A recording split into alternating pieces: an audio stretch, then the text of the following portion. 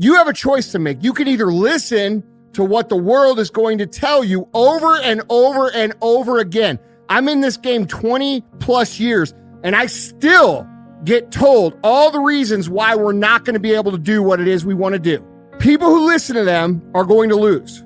People who win figure out reasons why they're going to make it. They understand that that's all fucking noise. They understand that that's all irrelevant. And what is relevant is what you do on a daily basis. And I guarantee you, if you're sitting there and you're wondering why it is that everybody else has this and that and this, and why you don't have shit, I guarantee you that if you take fucking inventory of your actions, they equal what you're getting, period. So we can talk all this shit about how so-and-so doesn't deserve what they have or whatever, but at the end of the day, people who win fucking do shit, and people who lose talk shit. And more importantly, they talk shit because they've accepted the idea that they can't win, so instead they contribute to everybody else trying to become part of this group. And I don't care who you are, I don't care where you come from, I don't care what your story is. At the end of the day, you can win if you choose to learn the things that you need to do and then fucking do them. And I don't care where you come from. That's reality. That's the shit nobody wants to admit, because admitting so means that you have to take responsibility for where you are currently. And you have to say, well, I am where I am currently because I didn't do X, Y, and Z. And guess what? That fucking hurts a little bit. That bothers us a little bit. It's a hard truth to accept. But once you accept that truth, you are able to then move forward with the actions required to get you to where you want to go. Dr. Carter G. Woodson, he said, if you can determine what a man shall think, you never have to concern yourself with what he will do. If you can make a man feel inferior, you never have to compel him to seek an inferior status, for he will seek it himself.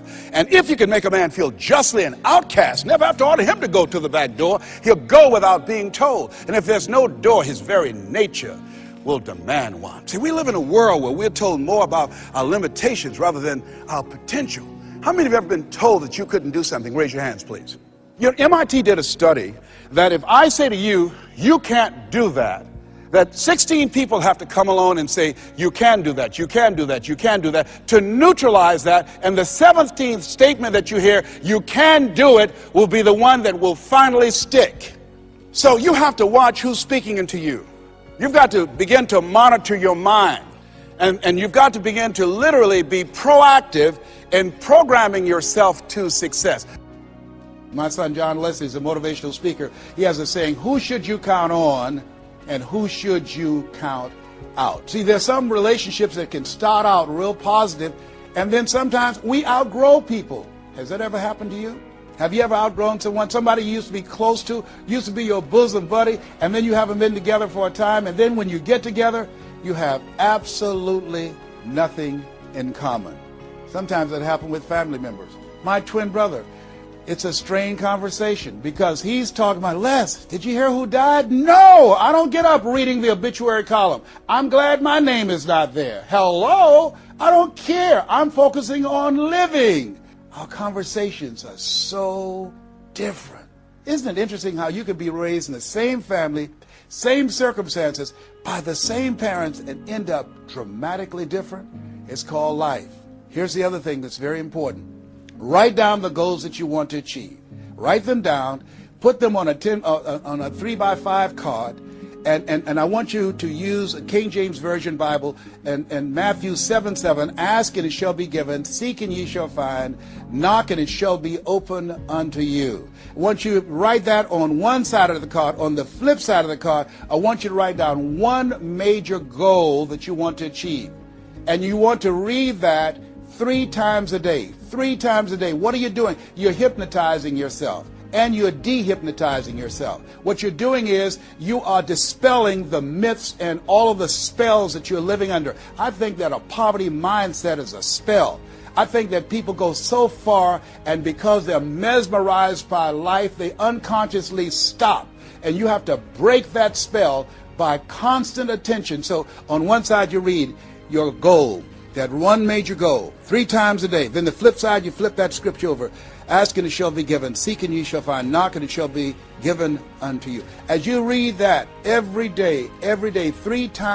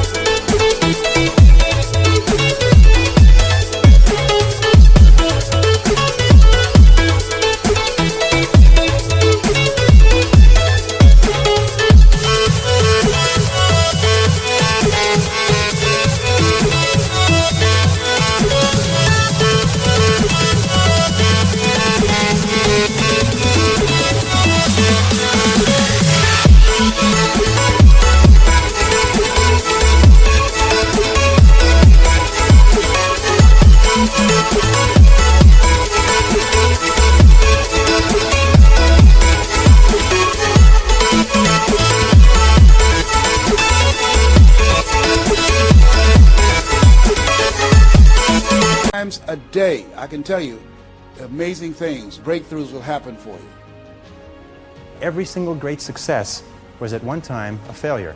And they failed and failed and failed and failed over and over again. And all great successes are a story of failure, failure, failure, failure, failure. Outstanding success. Boy, ain't he lucky. Isn't that right? Boy, he was lucky. He sure had the right connections. So consistency is important. And even if you don't see yourself getting the results, be consistent. Keep working. Steady, steady, steady. Knowing that you're accumulating. You're putting yourself on the side of the angels when you're working consistently. Finally, with regard to consistency, guard your integrity as a sacred thing. As Ralph Waldo Emerson said, nothing at last is sacred but the integrity of your own mind. Never compromise your integrity for anything, and never compromise your peace of mind for anything. You see, compromising your peace of mind is a way of compromising your integrity. Never do...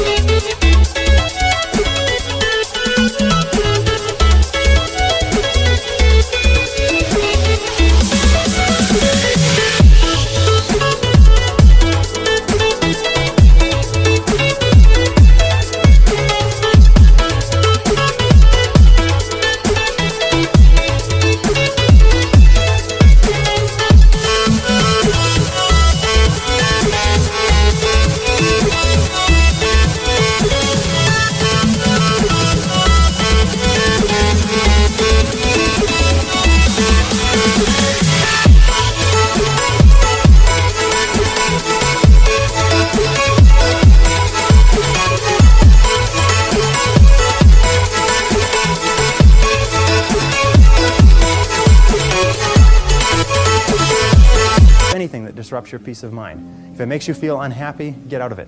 Don't stay in relationships, don't stay in jobs, don't stay in situations that cause your peace of mind to be disrupted, because your peace of mind is the highest good that you have. And a person who practices consistency consistently structures their life so what they are doing is being true to themselves. What they are doing is living up to the very best that is in them as a human being. And that takes tremendous courage. It takes tremendous courage because it's so easy to go along with the crowd. But you'll never be really happy unless you know that you are being true to yourself and completely true to yourself. The most important thing is that you take action. You see, the major difference between successful people and failures is successful people are action-oriented and failures are not.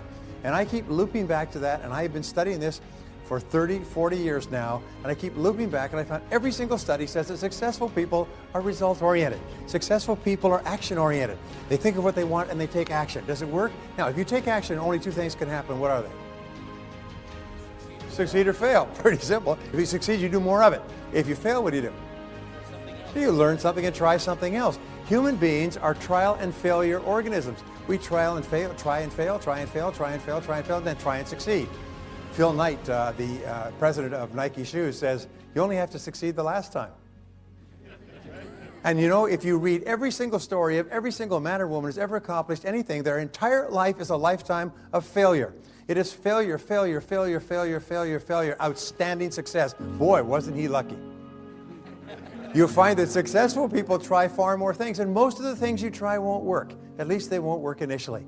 So therefore, the thing is to keep trying, because you have a cybernetic organism or a mechanism built into your brain, which means every time you try anything, you learn something. You try something and you learn something, and you learn what works and you learn what doesn't work. So you find there's a direct relationship between the number of times you try and how likely it is you are to triumph. And so if you hear a good idea today, resolve to give it a try. And the faster you try it, the better.